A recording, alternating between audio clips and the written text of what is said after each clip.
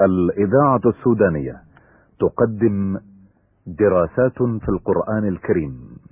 تقديم دكتور عبد الله الطيب. الآيات الكريمة بصوت القارئ الشيخ صديق أحمد حمدون. أعوذ بالله من الشيطان الرجيم. بسم الله الرحمن الرحيم. وإذ نجيناكم من آل فرعون يسومونكم سوء العذاب يذبحون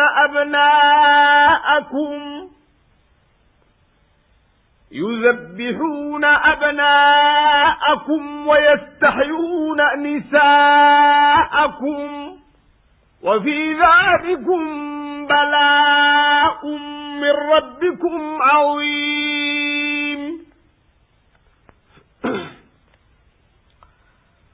وإذ فرقنا بكم البحر فأنجيناكم وأغرقنا آل فرعون وأنتم تنظرون.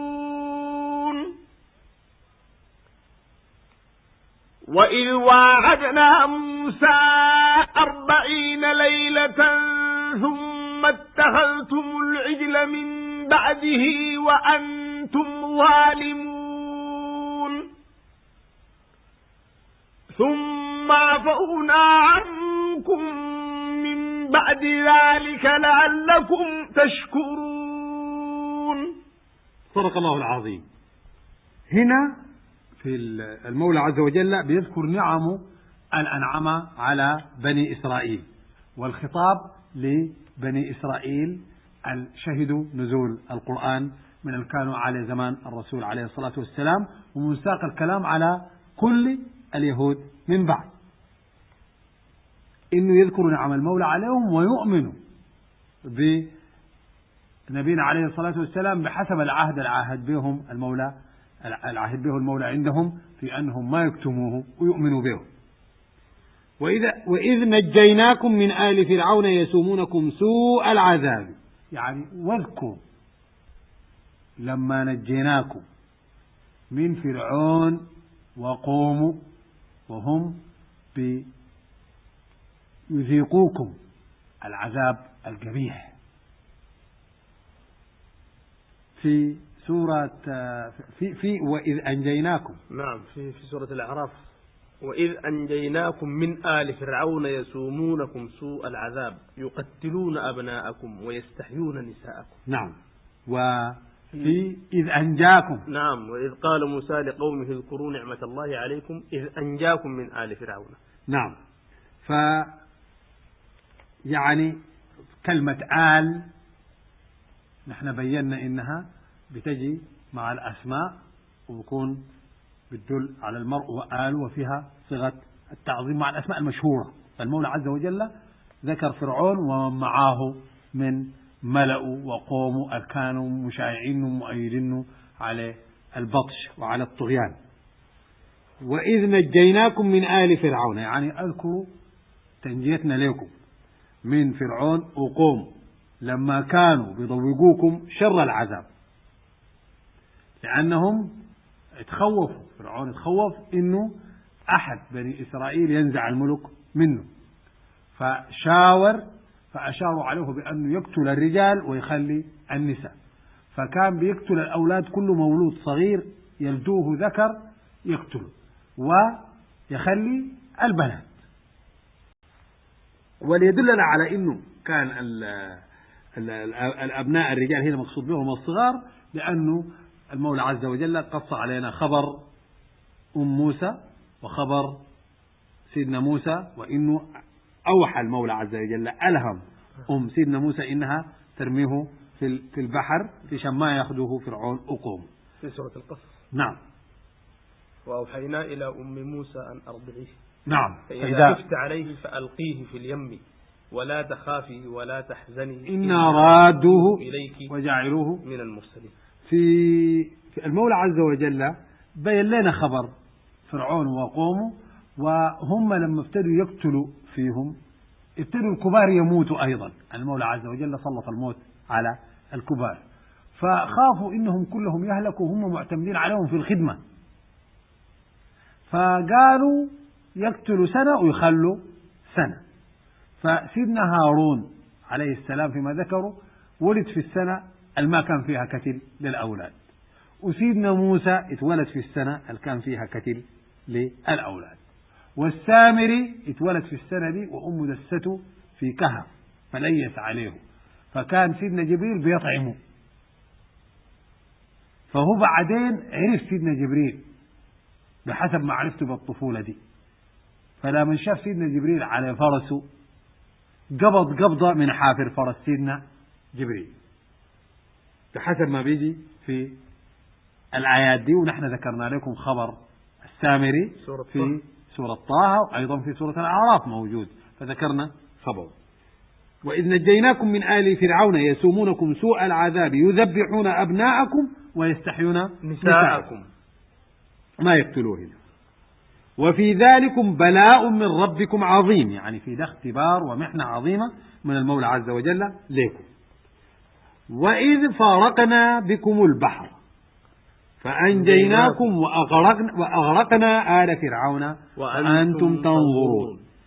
بعدين سيدنا موسى لما خرج ببني إسرائيل كلهم متجهين إلى البحر،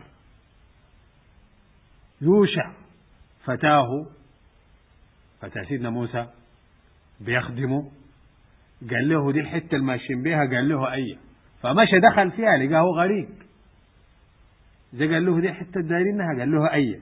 فهنا سيدنا موسى ما شك إنه ده أمر المولى له، فأوحى إليه المولى إنه يضرب البحر بالعصا، فضرب البحر بالعصا انفرق البحر، بقت كل فرقة منه مثل الجبل، وهم بني إسرائيل مروا. جاء فرعون بحصان، حصانه تهيب يمشي، جاء سيدنا جبريل على فرسه داير الفحل، فشماها حصان فرعون مشى وراها، لما مشى وراها اتكاملوا قوم فرعون، كان الملك سايقهم قدام ماشي قدامهم، والملك سايقهم من وراء، لما اتكاملوا جوا انطبق عليهم البحر. هنا فرعون أدركوا الخوف، قال حتى أنا آمنت بأنه ما في إله إلا الآمنت به بنو إسرائيل، الآن وقد عصيت قبل وكنت من المفسدين. ده في سورة يونس. نعم. حتى إذا أدركه الغرق نعم قال آمنت أنه لا إله إلا الذي آمنت به بنو إسرائيل وأنا من المسلمين. نعم. الآن وقد عصيت قبل وكنت من المفسدين. نعم. فاليوم ننجيك ببدنك لتكون لمن خلفك آية. فما نفع إيمانه في ساعة فوت وقت الإيمان. ثم يتوبون من قريب. نعم. في مرت علينا في سورة النساء. نعم. إنما التوبة على الله للذين يعملون السوء بجهالة ثم يتوبون من قريب. نعم. فأولئك يتوب الله عليه. فهو البحر انطبق عليهم، لما اتكاملوا البحر انطبق عليهم، والمولى عز وجل نجى سيدنا موسى وقومه وغرق فرعون وقومه هم بعين. فالمولى ذكر لهم النعمة دي في شان يذكروها ويتذكروا عهد المولى عليهم، وما يكتموا الأمر بهم من إنهم يظهروا أمر النبي عليه الصلاة والسلام. وإذ فرقنا بكم البحر، يعني فرقناه فرقتين، فأنجيناكم وأغرقنا آل فرعون وأنتم تنظرون، يعني غرقناهم أنتم شايفين. وإذ وعدنا موسى 40 ليلة، المولى عز وجل وعد سيدنا موسى 30 ليلة وتماهن ب10، فتم الميعاد 40 ليلة. وسيدنا موسى مشى وكلموا ربه وسأل الله إنه ينظر إليه، فالمولى عز وجل أمر ينظر إلى الجبل، فإن استقر مكانه فسوف تراني. فلما تجلى ربه للجبل جعله دكا وخر موسى صعقا. مرت علينا في سورة الأعراف. الأعراف. وإذ وعدنا موسى 40 ليلة. وإذ واعدنا موسى 40 ليلة. واعدنا لأن المولى واعد وهو جالي وعد المولى، ووعدنا لأن المولى وعد. المعنيين واحد، متقاربات في المعنى، ما في فرق بينهم. وإذ وعدنا موسى 40 ليلة ثم اتخذتم العجل من بعده وأنتم ظالمون. في المدة المشى فيها سيدنا موسى واختار من قومه 70 رجل يمشوا معه لميقات المولى عز وجل، هنا أدركتهم يعني ندامة على الذهب الشالوه معهم، الصيغة الشالوها معهم من قوم فرعون، فقالوا نقرب قربان تاكلوا النار، وابتدوا يجمعوها يلموها.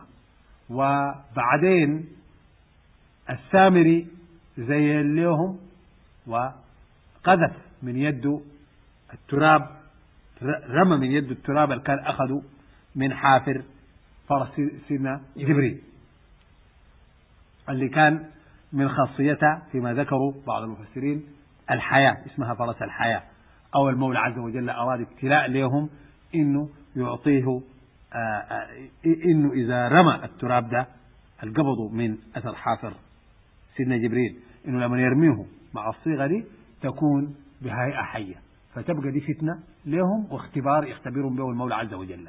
فالسامري رمى القبضة من أثر حافر حصان سيدنا جبريل، فرس سيدنا جبريل، وقام مرق من الذهب من الصيغة لما ذيك عجل له صوت، له خوار يصوت، فافتتنوا به وقالوا ده إلهنا.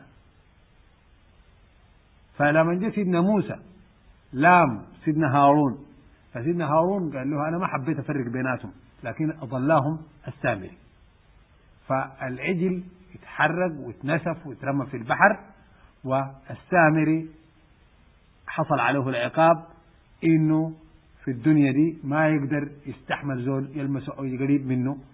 قال تعالى قال فاذهب فإن لك في الحياة أن تقول لا مساس، وإن لك موعدا لن تخلفه، وانظر إلى إلهك الذي ظلت عليه عاكفا لنحرقنه ثم لننسفنه في اليم نسفا.